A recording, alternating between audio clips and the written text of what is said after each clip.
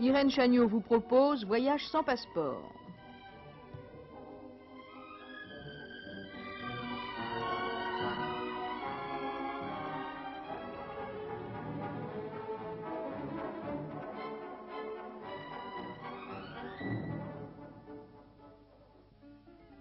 Portugal.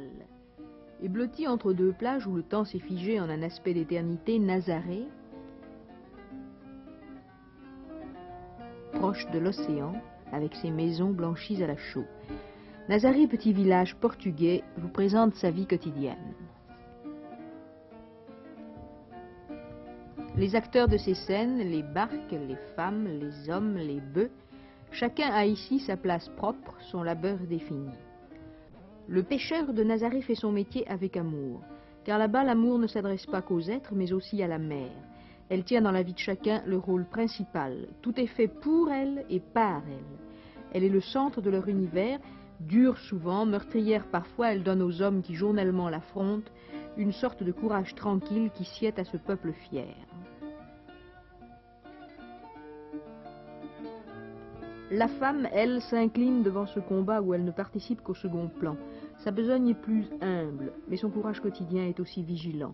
Jour après jour, heure après heure, avant d'agir, elle attend. Elle attend les départs, elle attend les retours, elle attend d'être paisible quelques heures avant d'autres angoisses. Après 25 ans, presque toutes les femmes de Nazaré sont vêtues de noir. Pourquoi? Mais parce que la mère leur a pris un fiancé, un fils, un père, un frère ou un époux.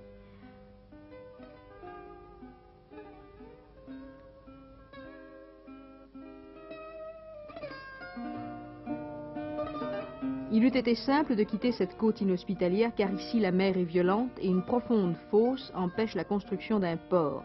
Nazaré n'aura jamais de port. Et cependant, établis là depuis toujours, les pêcheurs nazaréens ne veulent pas renoncer. Ils préfèrent le danger au départ et la mort à l'abandon.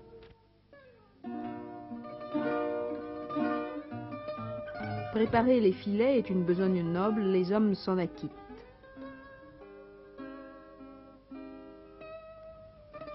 Certains prennent la mer sur de petites barques personnelles, d'autres se groupent sous le commandement d'un patron et forment des compagnies. Ceux-là naviguent sur de grandes embarcations. Les préparatifs terminés, ce sera le départ.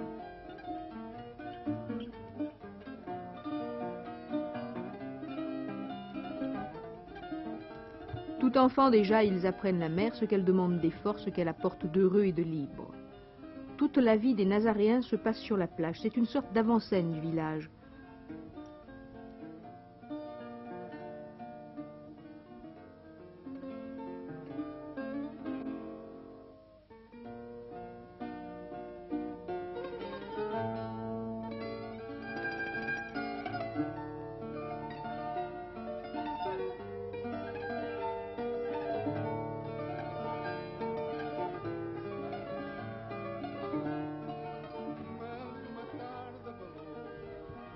Quant aux bœufs, semblant sortir d'une quelconque légende, ils labourent l'océan.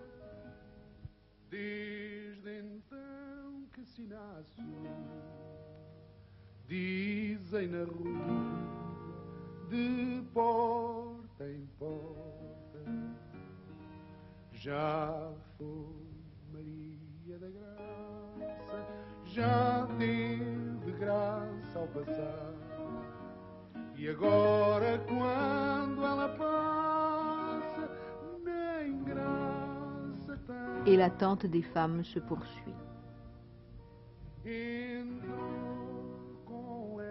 A desgraça no dia em que la deixou. Pendant que les pêcheurs sont au large, le reste du village travaille. Mas só Maria ficou. Tem filhinho pequeno, muito moreno, que atira ao pai. Geste plein de patience. Beijando o rosto de sua mãe, conserva o seu ar impio e fogo lindo nos olhos belos. Mas o sol, quando ela passa, já não esvoaça seus cabelos. Já foi Maria da Graça, já teve graça ao passar. E agora quando ela passa, nem graça para andar.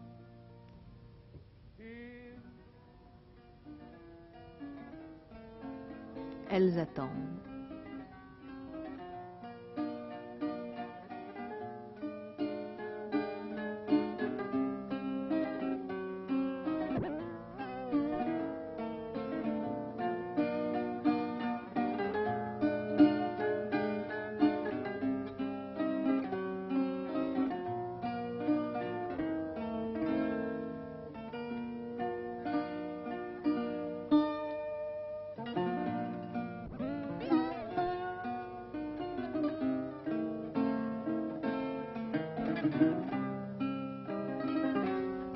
Vianna. Rythme familier, rythme journalier, calme, lent, précis. Recul du temps presque.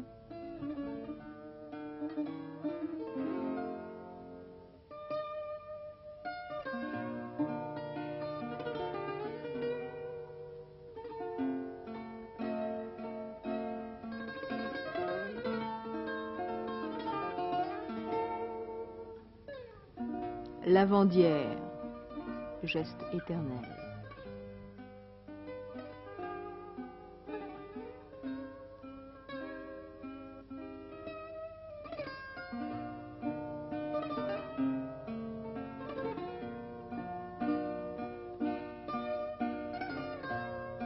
Et oui, il fait si chaud.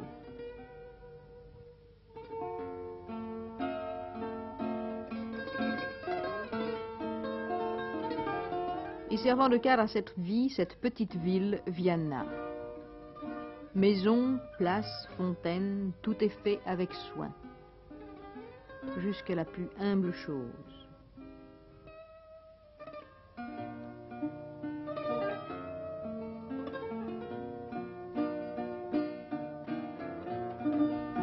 Braga, lieu de pèlerinage, avec le temple de Bon Jésus. On y accède par un chemin montant bordé par ces fontaines, lieu qui attire la foule.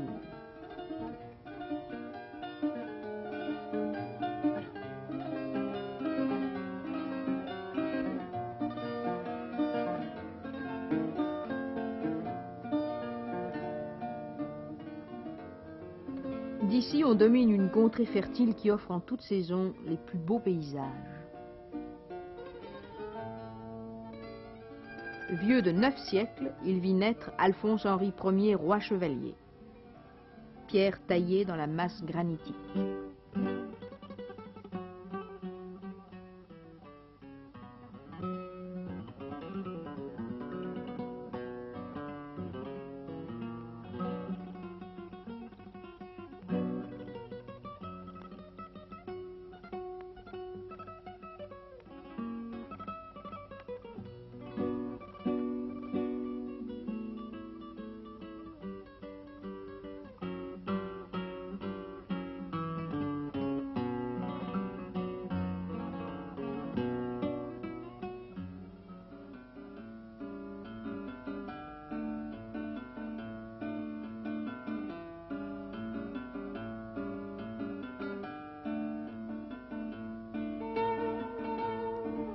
Et voici Coimbra, cher au poète.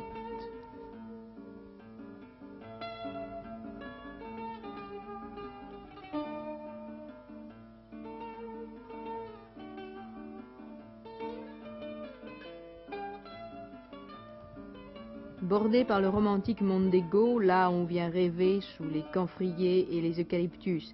Ici l'étudiant est roi. Et suivant la formule consacrée, a droit sur la loi, la ville et le bon bourgeois.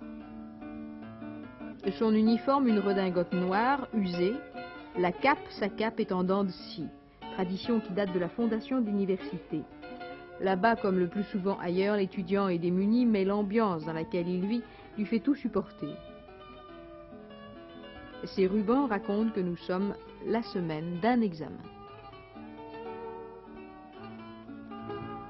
Et afin de réduire les frais au minimum, certains de ces étudiants se réunissent en républiques, qui comprennent des groupes d'une quinzaine de jeunes gens, louant une maison, s'administrant eux-mêmes et partageant les dépenses. Cette république, au moment des examens et par conséquent des vacances, deviennent autant de nids où la fantaisie et la gaieté sont de mise.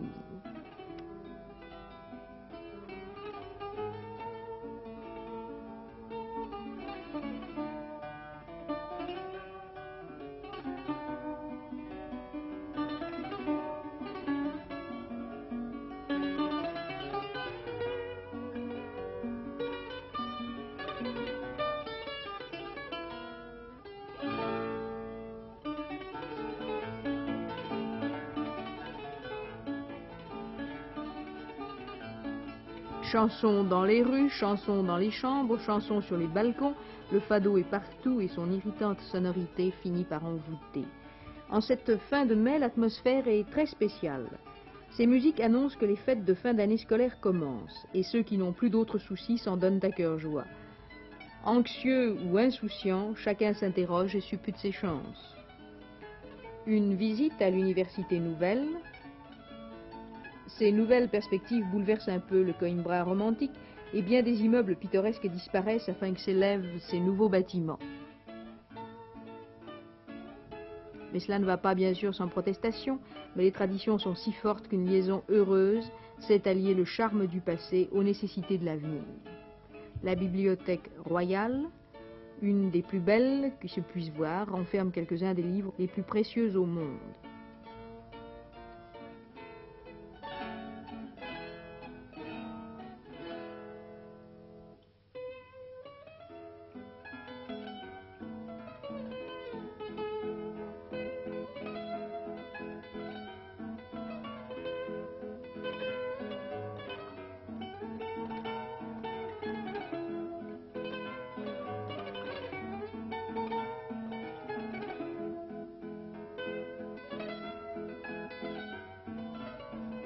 Beaucoup de joie et de beauté, tel s'offre à nous le Portugal.